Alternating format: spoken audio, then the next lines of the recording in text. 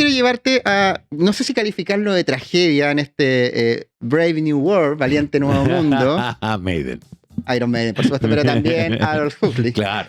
Lo que está pasando con la presión de Estados Unidos para sacar a sus aliados de la Corte Penal Internacional. El secretario de Guerra, Pete Hegseth, que es un veterano de Irak y estuvo a principios de los 2000 ahí peleando, que fue un importante presentador de Fox News también, que es una especie de cristiano extremista del cristianismo, calificó al Tribunal de la Haya como una amenaza para la soberanía y llamó a los 19 países de una coalición antidrogas a retirarse. Chile, que participó como observador, rechazó por ahora abandonar la Corte Penal Internacional, pero mantiene abierta y posterga hasta noviembre su definición sobre cuánto se involucrará en la estrategia de seguridad de Washington. ¿Qué es esta nueva presión de organismos hacia organismos internacionales de Estados Unidos, en este caso su secretario de Guerra, que le cambió el nombre porque era secretario de Defensa y ahora es de Guerra, pidiéndole explícitamente a países aliados que abandonen la CPI, a los que son parte del escudo de las Américas? A ver, hay varias cortes internacionales acá, la de Tribunal Penal Internacional, la Corte Penal Internacional y el Acuerdo de Roma, me parece. Y Estados Unidos no es signatario de ninguno, digamos, salvo el de la Corte Penal Internacional, que es de la ONU y que obliga a los países miembros a acatar sus decisiones por estatuto, digamos. Si tú entras a la ONU, de la cual no se está yendo a ningún país, dicho sea de paso. Siempre me acuerdo de esa... Los países serios no se están saliendo de la Corte Penal Internacional. Siempre me acuerdo de esa ridiculez y me da risa, perdón. ¿Cómo alguien llega al Senado diciendo ese tipo de cosas? Yo no lo entiendo. En ese tiempo ya era diputada. Sí, pero aún así llegó al Senado. Ahora, esta corte obliga a los países miembros a acatar sus decisiones y está bajo fuego desde hace rato. ¿A qué me refiero? A la visita de Benjamín Netanyahu, con orden de arresto del Tribunal Penal Internacional, a Estados Unidos, con Orbán paseándose por donde quiera, y ¿por qué Estados Unidos no ha firmado los otros acuerdos, el de Roma? Porque cualquiera de sus soldados podría ser acusado ante una Corte Penal Internacional. A ver, esto nuevamente vuelve a la experiencia personal, digamos. Yo fui a Irak 3 veces. La última vez que fui, me acuerdo de un soldado que pasaba rodeado por una protección metálica con una .30, una ametralladora pesada, y toma una botella de bebida cola, y al pasar se la tira a un iraquí. Se la tira así, a pito de nada.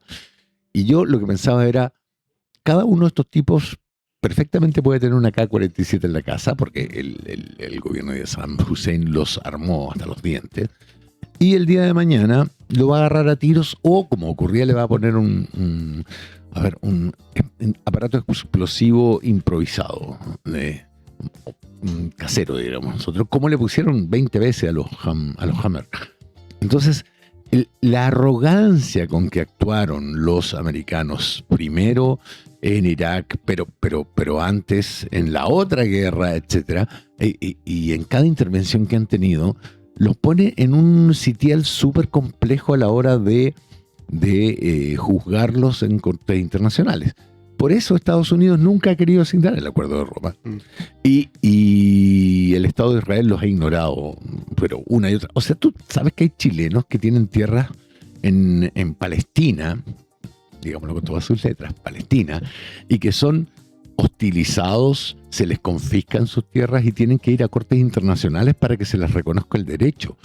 Ahora bien, con todos esos antecedentes en la mano, Estados Unidos está tratando de deslegitimar completamente a la ONU y a sus instituciones más peligrosas para él, digamos, las que regulan este tipo de cosas, además de los acuerdos económicos. Si nos puso una tasa de 12,5%, cuando tenemos un acuerdo de libre comercio arancel cero.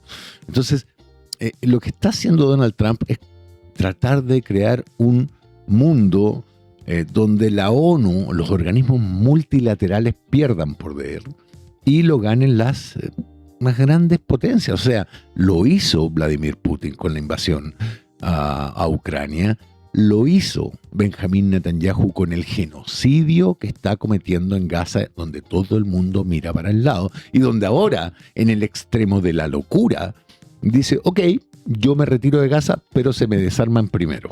Jamás. Y jamás se ve en la posición del perdedor, digamos, de tener que entregar las armas cuando las armas son lo único que lo ha ayudado a que Israel no se tome Gaza completa. Y lo hace Estados Unidos por varias vías. Las vías económicas en los acuerdos internacionales de comercio, por la vía militar en su intervención en Irán, que hasta ahora es un verdadero desastre, y en la vía diplomática, presionando a países como nosotros para que salgan del Tribunal Penal Internacional. Afortunadamente, digamos, nuestro país ha dicho que no, y me congratulo por ello, digamos, porque sería, o sea, eso, obedecer, eso es lo que se llama genuflexión, arrodillarse ante el poder. Y Chile de verdad no se puede dar esos lujos. Yo recuerdo al presidente Lagos diciendo, el multilateralismo es el lugar donde tenemos que estar. Los países pequeños como Chile no podemos influir por nosotros mismos en las grandes decisiones, a no ser que estemos en un mundo multilateral. En un mundo bipolar o tripolar, como sería hoy día Estados Unidos, Rusia y China, Chile no tiene nada que decir si no está en los organismos multilaterales como la ONU.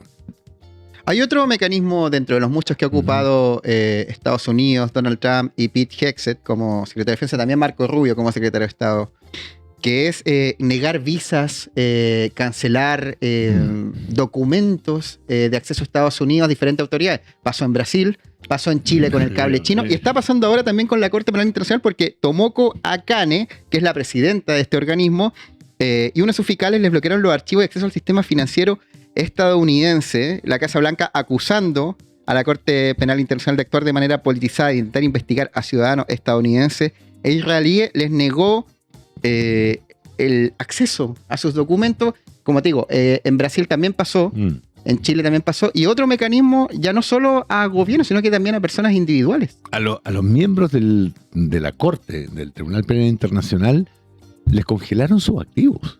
Se los congelaron, y eso ocurrió el año pasado, no es nuevo.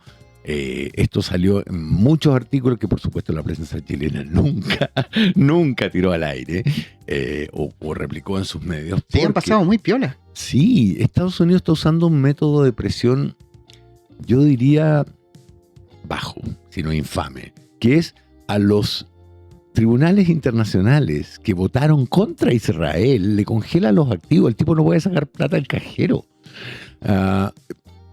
Trump no tiene límites, y eso se hizo el año pasado. Yo recuerdo a uno de los miembros del Tribunal Penal Internacional poniendo una acción legal para que la Unión Europea protegiera su derecho. Pero como habían bancos norteamericanos metidos en el asunto, se le congelan sus activos. Ahora, el punto es el siguiente. ¿Hasta dónde puede Trump estirar esta cuerda? Y la pregunta más interesante de todas, para mi gusto, es ¿cuánto le queda a Donald Trump con este poder omnímodo que tiene hoy día, con mayoría en el Senado y en la Cámara Baja de Estados Unidos, cuando se acercan las elecciones de medio término? Y no solamente ha desatado, digámoslo, la indignación de... Mira, te voy a poner un ejemplo súper corriente, digamos. En el taxi en que venía para acá, el conductor me decía que él vivió en Estados Unidos y se vino cuando ganó Trump, porque había un señor, este fue el ejemplo que me puso, un señor de 80 años barriendo la calle, llegaba el ICE, lo ponía boca abajo en el suelo, lo esposaba y se lo llevaba, y el tipo le decía, pero si yo llevo 40 años viviendo en Estados Unidos, no me importa. Ese grupo de matones que reclutó Donald Trump, de toda esta sarta de hueones que se creen Rambo, y que disparan contra una mujer que está manejando un auto, por ejemplo, ha generado tal ola de indignación dentro de la comunidad estadounidense que ve como de repente un mexicano americano, digamos, ha vivido 20, 30 años, parte de la comunidad de todo el mundo, y un día se lo llevan y lo deportan, más la indignación que ha causado dentro de las propias filas de MAGA. Recordemos, Make America Great Again. Recordemos que él llega al poder diciendo que no se va a involucrar en ningún conflicto y tiene a su país sumido en una guerra de desgaste en la cual solo puede perder. ¿Viste las noticias sobre el USS Abraham Lincoln? 7 tipos habrían intentado suicidarse. Los baños tienen hongos. Llevan 250 días desplegados sin el relevo necesario. Desde Roma, desde el Imperio Romano, sabemos que la fuerza militar siempre tiene 3 despliegues, 3 niveles de despliegue. En el frente, en descanso y preparado para actuar. Tipos que llevan 250 días desplegados, preparados para actuar, es un nivel de estrés, más en un portaaviones, donde además en algún momento la comida, ya, o sea, y esto lo sabe todo aquel que haya hecho el servicio militar, si la comida no es buena, o el que haya trabajado en faena, si la comida no es buena ya tenía una fuente de descontento fabuloso que te puede llevar a una huelga, o en el caso de Estados Unidos, a estos videos que se han ido conociendo de soldados que les comunican a sus madres, a sus esposas, a sus parientes que están en condiciones deplorables. Entonces, ¿cómo llega Donald Trump a esta elección ahora en octubre? Las midterm. Las elecciones de los 2 años cuando tu periodo dura 4. En una posición súper debilitada en la cual él, esto es una apreciación súper personal, no soy un analista político especializado en la política estadounidense, ni mucho menos, pero yo creo que él ya dio por perdida esta elección en la Cámara Baja. Lo importante es lo que pasa en el Senado. ¿Por qué? Porque eventualmente, si ganan las 2 cámaras, puede invocarse un artículo para destituirlo por beneficio personal, por haber gobernado para beneficio personal. Y no solo a él, sino que a J.D. Vance, incluso al presidente de la Corte Suprema. O sea, el riesgo de perder esta elección, aunque Donald Trump no le tenga mucho aprecio a las votaciones populares y las desprecia como lo vimos en el asalto al Capitolio, es para él un riesgo enorme, y yo creo que está jugando todas las cartas antes de esta elección, todas las cartas que tiene, porque... A ver, ya lo hemos visto en nuestro país también. Tú jugáis todas tus cartas como si este fuera el último viaje. Este es el punto de no retorno, digamos. Si las cosas vuelven atrás, tú tenés que dejar una serie de cosas hechas sobre las cuales sea muy difícil retroceder. Y eso a mí me parece que es lo que está haciendo Donald Trump. Y lo de la Corte Penal Internacional es probablemente una de las maniobras más, yo diría, dañinas para el mundo, que está pasando de el orden internacional basado en el derecho a un orden internacional basado en la fuerza. Chile no adherió todavía al programa Escudo de las Américas totalmente, tiene hasta noviembre para definir, que coincide más o menos con las fechas de las midterm, de las elecciones de medio término, y el canciller Pérez Maquena, casi citando a los prisioneros, dijo que Latinoamérica no es un pueblo al sur de Estados Unidos. En verdad no dijo eso, dijo que no somos el patio trasero. Que es lo mismo, pero claro, más antiguo. Pero también he escuchado a otras autoridades de gobierno preguntarle si hay que elegir entre Estados Unidos y China. Dijeron que no hay por qué tomar una elección. ¿Qué tanto puede? Me refiero a capacidad de maniobra más que de interés, porque yo creo que aunque sea una dictadura comunista como la puede calificar mucha gente de diversos sectores, China nadie la va a soltar como socioeconómico. Entonces, ¿qué capacidad de maniobra tienen las autoridades, el gobierno, el Estado chileno de no quedar como un enemigo ante Estados Unidos, pero al mismo tiempo mantener el vínculo saludable que creo yo que existe con China? ¿Te acuerdas de la entrevista del presidente José Antonio Kast cuando era candidato con Mochiati? En que le pregunta, digamos, si los derechos humanos son un asunto central de su política, deberíamos romper relaciones con China, y él dice, es que ahí estaríamos afectando el comercio, el área económica, y queda en evidencia que ese discurso no se condice con la realidad. No voy a decir que es mentira, digamos. La realidad es la realidad. No podemos prescindir de China, que hoy por hoy es un socio comercial fundamental, sino insoslayable para nuestro país. El problema acá es que, a ver, primero que nada, Pérez Macquena se equivoca. Se equivoca cuando dice no somos el patio trasero de Estados Unidos. ¿Por qué se equivoca? Porque ¿te acuerdas que lo hemos conversado? El lenguaje diplomático tiene compases, tiene una coreografía que tú respetas.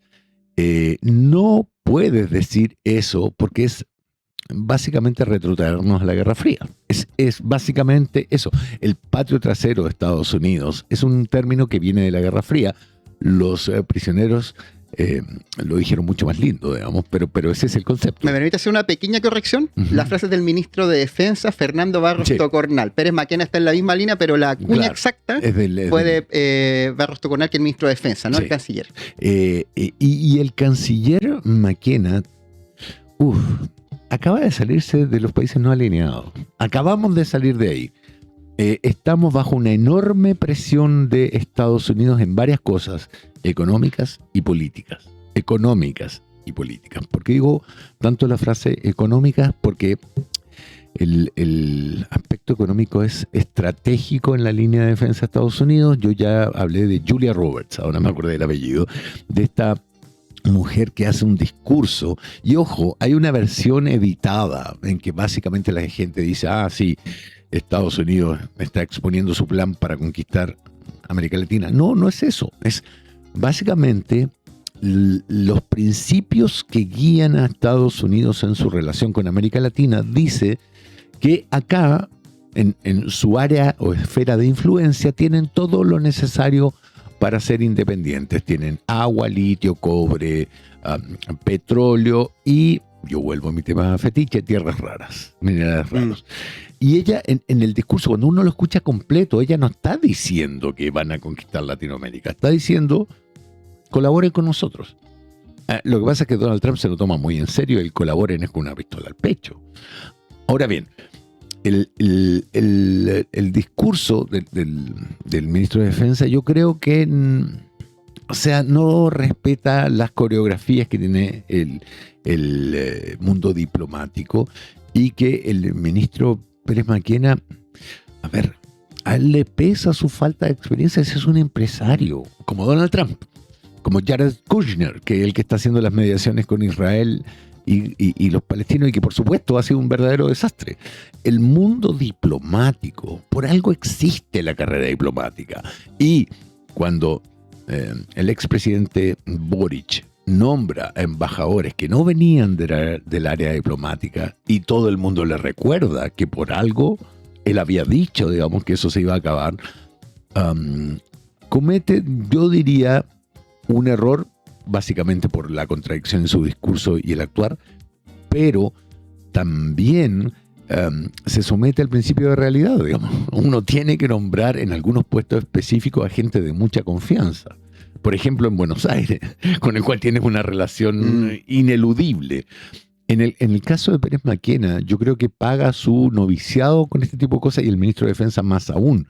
Si lo que a mí me impresiona es el desparpajo del embajador estadounidense en Chile para decir lo que se le antoja. Brandon Judd. Que además viene de la patrulla fronteriza, ese es su expertise diplomático, y que dice básicamente, o hacen lo que queremos, o chao nomás.